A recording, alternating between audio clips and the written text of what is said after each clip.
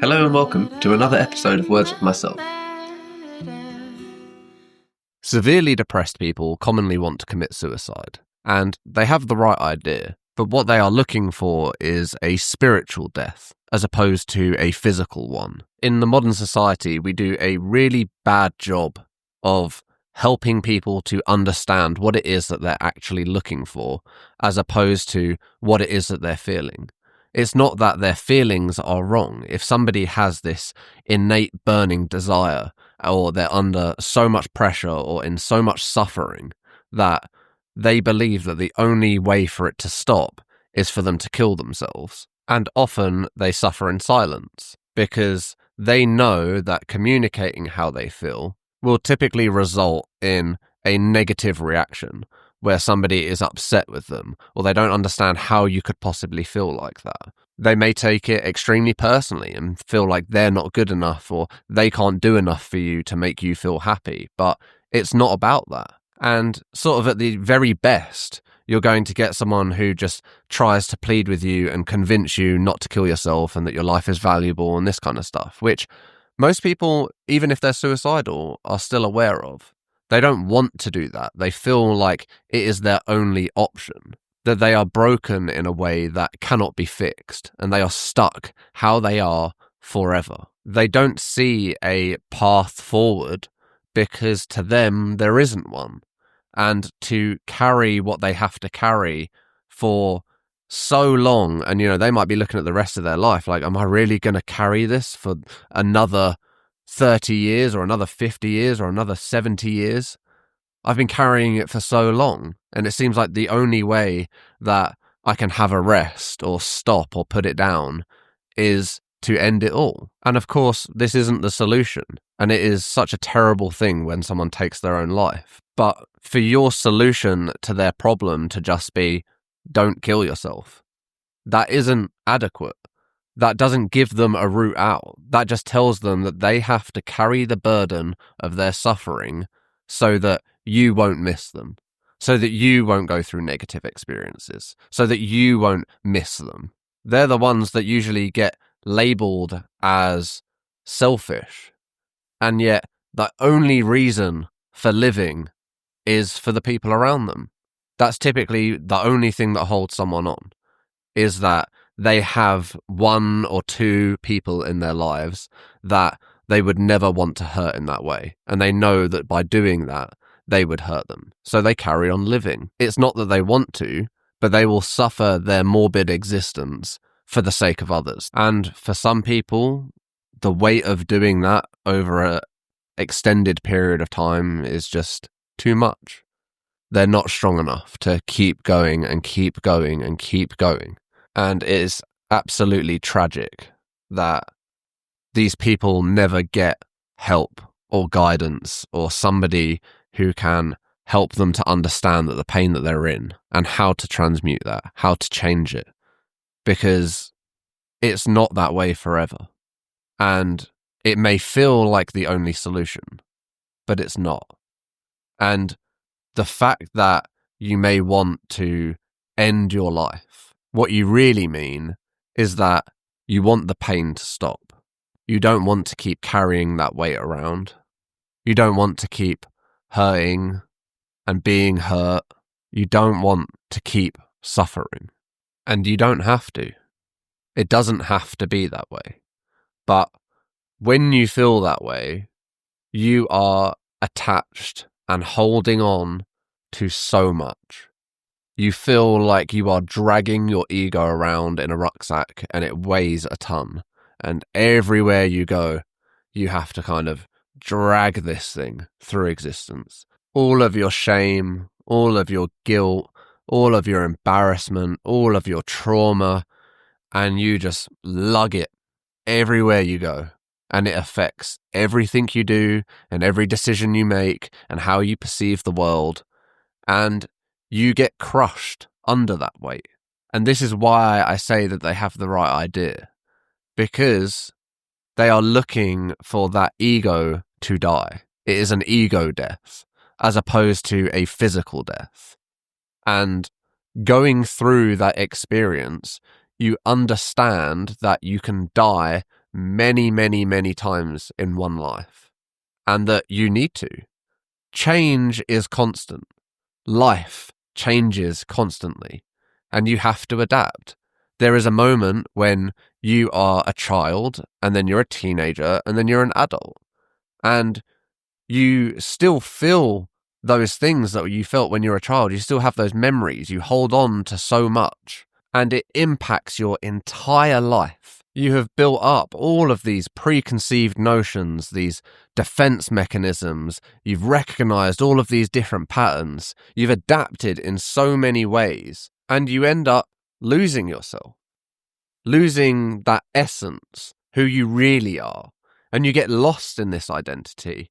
And when you get really lost in that identity, you get trapped in that identity. And when you're trapped, that's when you feel like you have to kill yourself.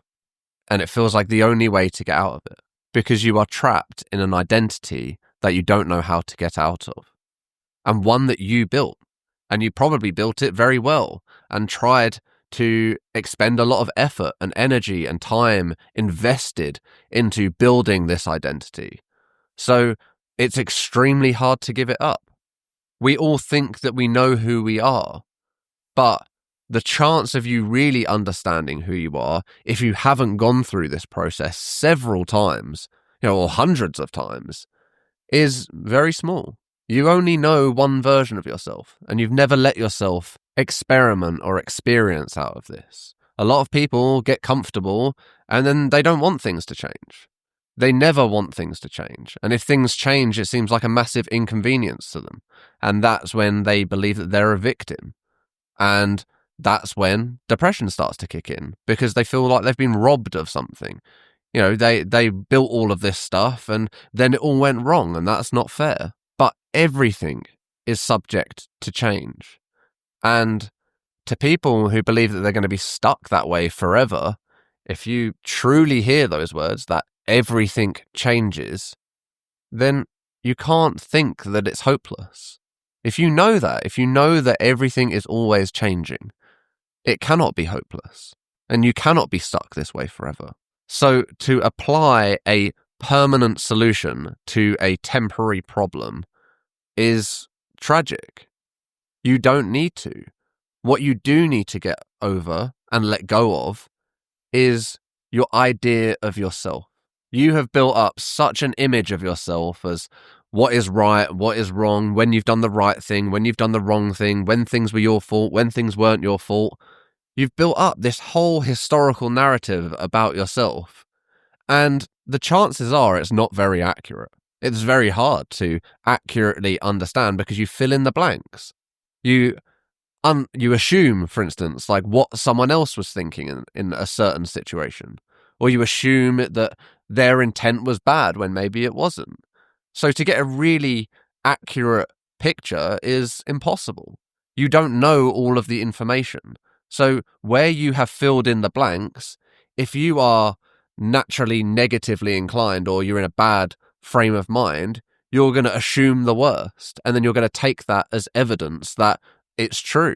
If you are optimistic and positive and you assume that things are well intended and not meant to be harmful, or that people have your best interests at heart, that's more likely to be true. But of course, things aren't one way or the other. The optimist will have experiences where, maybe things don't go their way, and that starts to shake their confidence or their belief. Or the pessimist maybe might experience things that they believe that things start looking up and that things are actually going their way. And it might be by complete accident or circumstance. You will always experience both light and dark, both positive and negative. But if you are suffering with depression, you are suffering with an identity disorder where you are sick of being who you are. You're playing this role, you're playing this character. I am insert name, and I believe these things, and I'm doing these things, and I'm this kind of person. And it's become a caricature. It doesn't really represent who you are. It represents a very small portion of maybe what you want yourself to be. You can liberate yourself from this. You do not have to suffer under the weight of your own choices. You are choosing to be who you are every day. Every day you affirm that pattern. I am who I am, and I do these things. Whether that's good or bad or whatever it is, however you label your life and what you do with your time, you are waking up, making conscious choices or subconscious choices, and reaffirming your identity. For instance, you might say that you're a good person. So you do things to reaffirm that identity. You do good things and then you go, yes, I'm a good person. And then maybe someone does something that you don't like, or you have some jealous feelings, or you have a negative thought creep into your head and you think, oh God, that's terrible. That's not me. How dare I think that? So you reinforce this idea that you're a good person, good. But you deep down know that you have this negative thoughts that somehow creep up, but you don't do anything about them. So, it's all good. You can just pretend like they don't exist. And the more you do this, the more dishonest you are with yourself.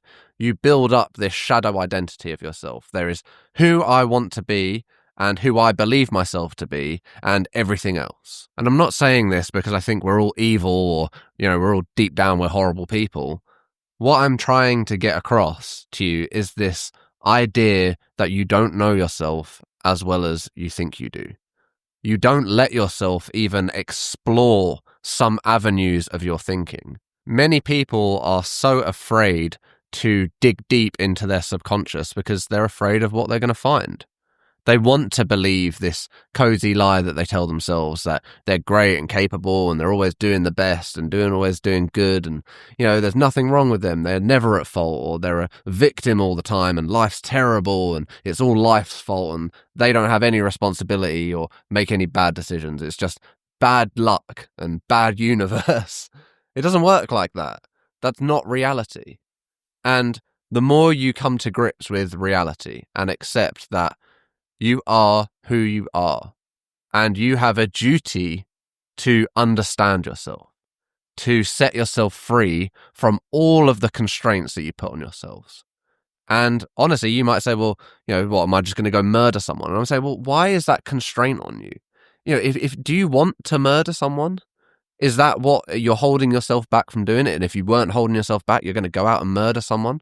Like, why do you want to do that? If the only thing that is stopping you from murdering someone is the fact that you don't allow yourself to do it, there's something wrong there. You have to understand that in yourself. Like, why do I want to do this? But it's a straw man argument. It's trying to leverage this edge case scenarios in order to prevent yourself from exercising free will, because you believe that if you set yourself free, then you will be dangerous or you will do something harmful. You will do something bad. You can't let yourself free. Oh my God, if I uncaged myself, look at all this carnage I would do.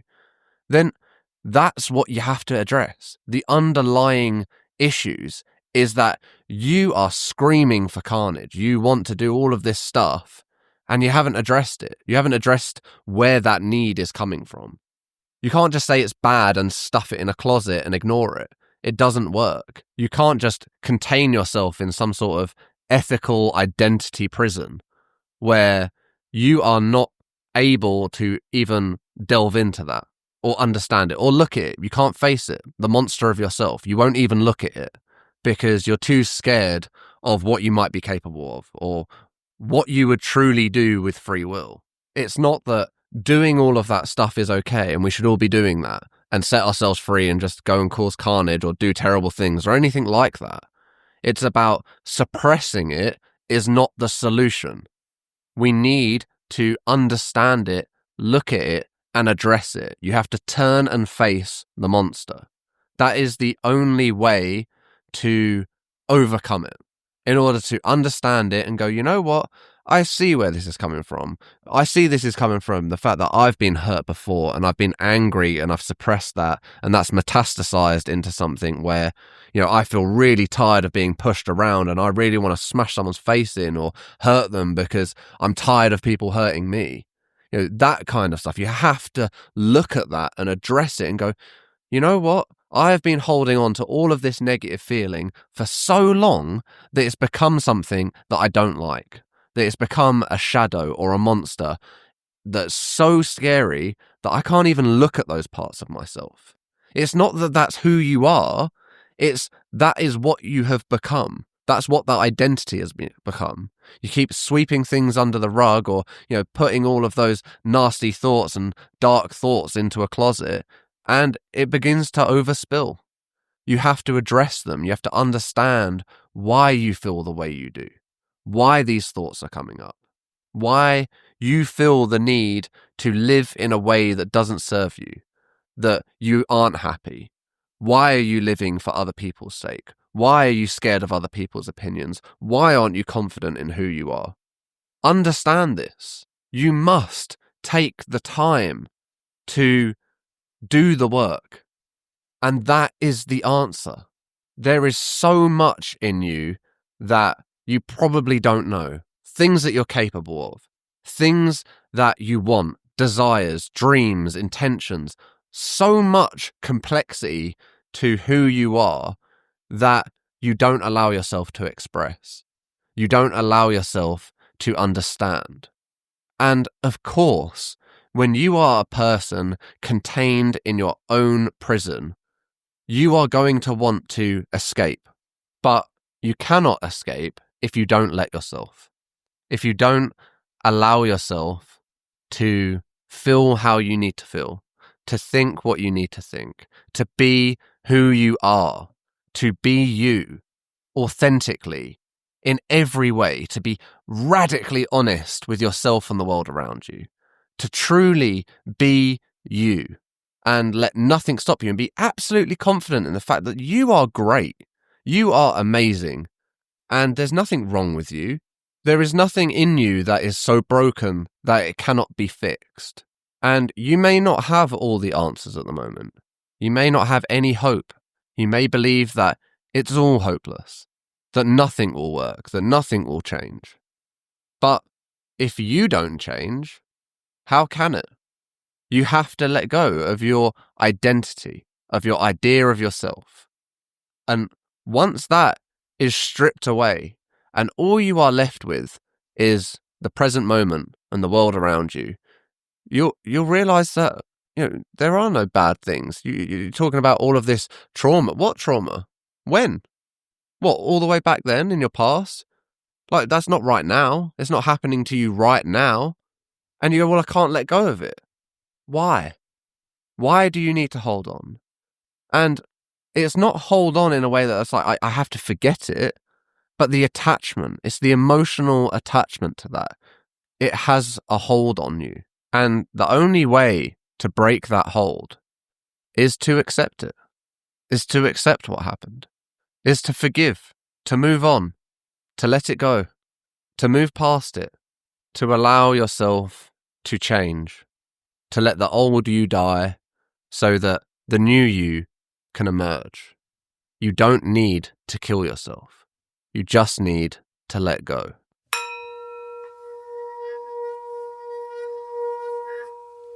Thank you for listening.